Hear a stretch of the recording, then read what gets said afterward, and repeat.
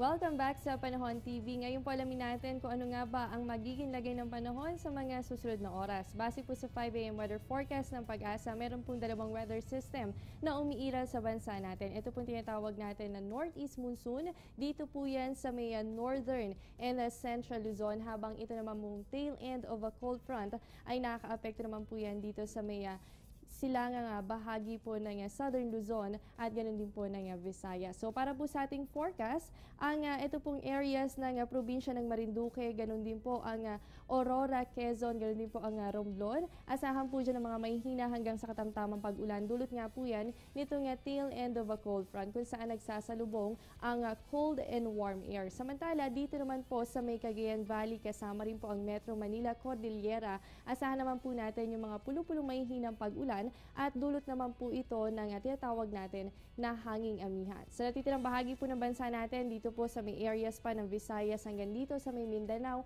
asahan po natin na magpapatuloy nga ito nga good weather conditions. Pero paghandaan pa rin natin yung mga isolated rain showers and thunderstorms lalo na sa hapon o kaya naman po ay sa gabi. At mga kababayan, wala na po talaga makakapigil pa. Ramdam na natin ang diwa ng Pasko. Lumiliwanag na sa Christmas lights ang kapaligiran at nagagandahan na sa dekorasyon ang mga bahay. Kaya naman kayo po wag nang pahuhuli dahil 41 days na lamang Pasko na. At dito na po nagtatapos ang ating programa, yung pong mga nakalap nating impormasyon ngayong umaga. Para always updated sa lagay ng panahon, bisitahin lamang ang aming official social media accounts and website. Ito po ang Panahon TV kung saan walang pinipiling panahon ang pagbibigay impormasyon.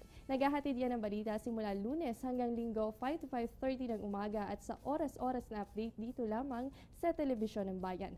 Ako po ang inyong weather buddy Jessie Basco na nagsasabing walang dadaig sa taong may alam at laging handa. Good morning and have a great day ahead. Ang programang ito ay hatid sa inyo ng Air 21. Sagot ko, padala mo!